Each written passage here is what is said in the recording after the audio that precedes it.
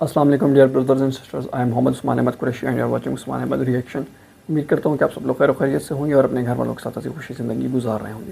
Brothers and sisters, آج کی جو ہماری ویڈیو ہے اس کا ٹاپک ہے کہ شمر کا انجام اور موت۔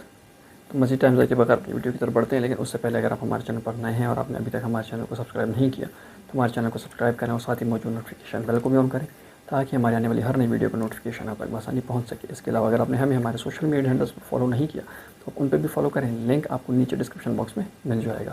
تو مزید ٹائم ضائع کے بغیر اپنی ویڈیو کی طرف بڑھتے ہیں۔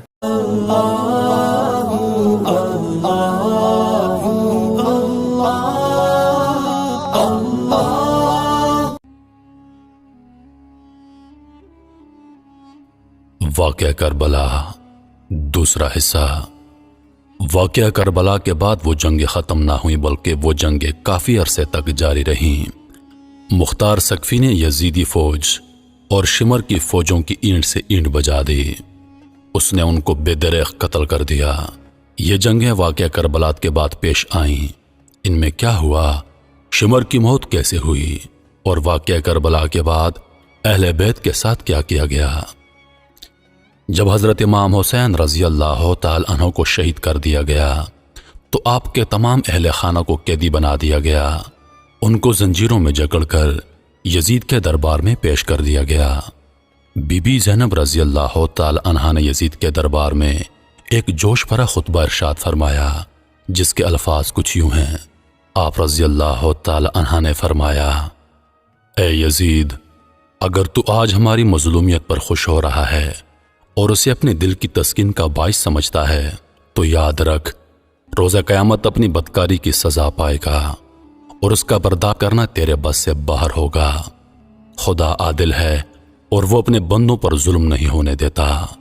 ہم اپنی مظلومیت اپنے خدا کے سامنے پیش کرتے ہیں اور ہر حال میں اس کی عنایات اور عدل و انصاف پر ہمارا بھروسہ ہے۔ اے یزید، تو چاہے جتنا مکروہ فریب کر کے اپنی بھرپور کوشش کر لے، مگر تجھے معلوم ہونا چاہیے کہ تو ہماری یاد لوگوں کے دلوں سے مٹا نہیں سکتا اور نہ ہی وہی الہ کے پاکیزہ اسرار کو کبھی مٹا سکتا ہے۔ تو یہ خیال اپنے دل سے نکال دے کہ ظاہر سازی کے ذریعے تو ہماری شان و منزلت کو پالے گا۔ تو نے جس گھنوں نے جرم کا ارتکاب کیا ہے اس کا بدنما داغ تو کبھی اپنے دامن سے مٹا نہیں سکتا۔ تیرا یہ نظریہ نہایت کمزور اور گھٹیا ہے۔ تیری حیات اقتدار میں چند روز باقی ہیں۔ تیرے سب ساتھی عنقریب تیرا ساتھ چھوڑ جائیں گے۔ تیرے پاس اس دن کے لیے حسرت اور پریشانی کے سوا کچھ نہیں ہوگا جب منادی کرنے والا ندا کرے گا کہ ظلم و ستم گر لوگوں کے لیے خدا کی لعنت ہے۔ عزیز دوستو، یہ بی بی زینب رضی اللہ تعالی عنہ کا ولولہ انگیز خطبہ تھا جو انہوں نے اپنے بھائی کی شہادت کے پاس یزید کے دربار میں کیا۔ یزید کی موت کا واقعہ میں اپنی ایک ویڈیو میں بیان کر چکا ہوں جس کا لنک آپ کو میری ویڈیو کے ڈسکرپشن میں مل جائے گا۔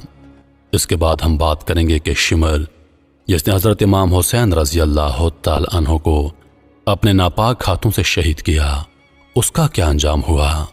یزید کے بیٹے نے اپنے باپ کے تخت پر تھوکا اور کہا کہ میں لعنت بھیجتا ہوں اس تخت پر جو اہل بیت کے خون سے رنگا ہے۔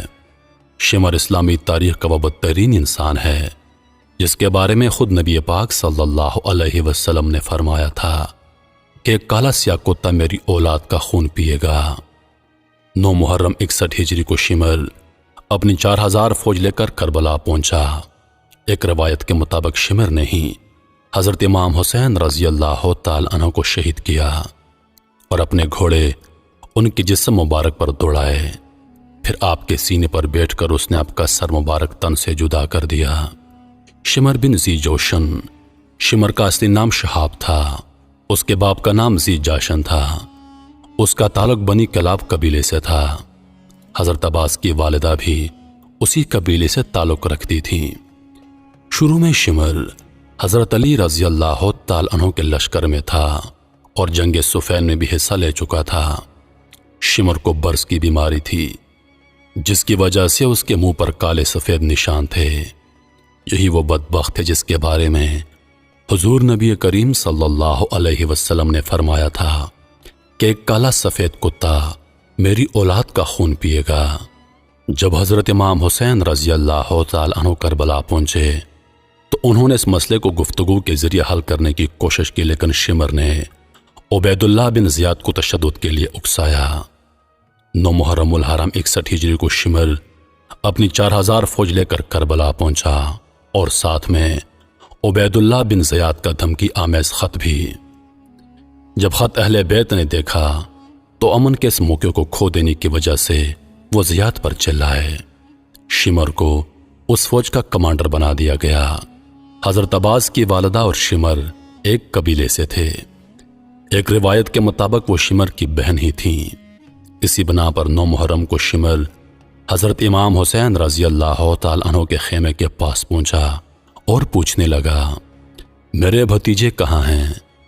یہ سن کر عباس، عبداللہ، عثمان اور جعفر باہر آئے اور پوچھنے لگے، تم کیا چاہتے ہو؟ شمر نے کہا، میں تمہاری عبید اللہ بن زیاد سے جان کی بخشش کروا دوں گا، لہٰذا تم اپنے بھائی کو چھوڑ کر یہاں سے چلے جاؤ۔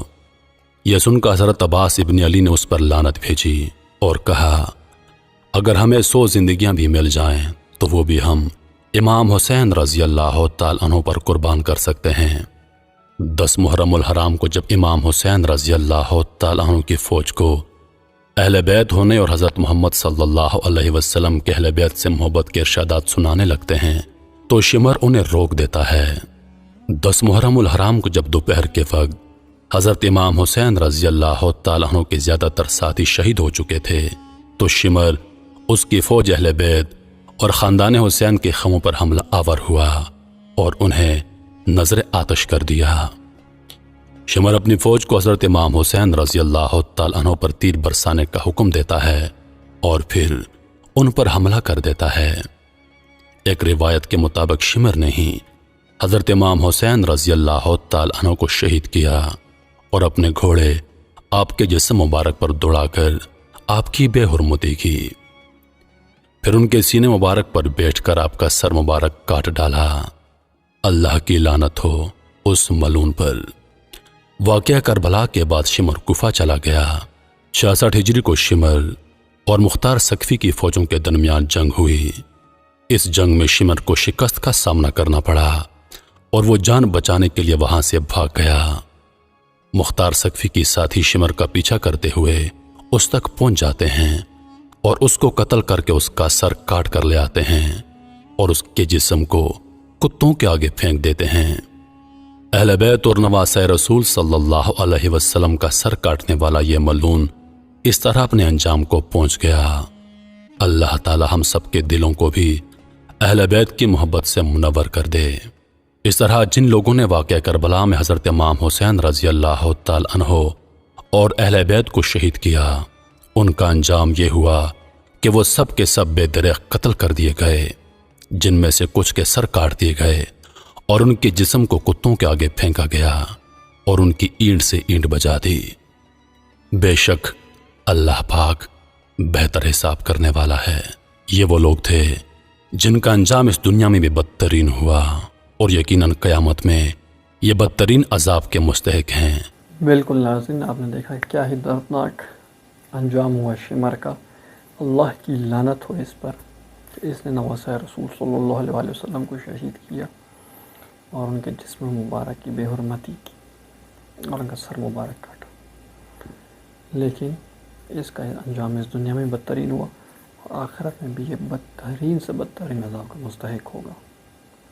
لیکن ناظرین، وہی بات سبق یہی ہے کہ ظالم کو اس کے ظلم کی سزا مل کر رہتی ہے اور ہمیں کچھ بھی ہو ظالم کے ساتھ ملنا نہیں چاہیے، ظلم کا ساتھ نہیں دینا چاہیے۔ تو امید کرتا ہوں کہ آپ نے اس ویڈیو سے کچھ نہ کچھ سیکھا ہوگا، اور سیکھا ہے تو لازمی اس کو دوسروں تک شیئر کریں تاکہ وہ بھی ٹروتھ کو جانیں اور اس کو ایکسیپٹ کریں، اور آپ خود بھی ٹروتھ کو جانیں اور اس کو ایکسیپٹ کریں۔ ویڈیو پسند آئی تو لائک اور شیئر کرنا نہ بھولیں اور ساتھ ہی ساتھ اپنی قیمتی رائے کا اظہار لازمی کریں۔ بہت جلد انشاءاللہ آپ سے ایک دوسری ویڈیو میں ملاقات ہوگی، تب تک کے لیے السلام علیکم ورحمۃ اللہ وبرکاتہ۔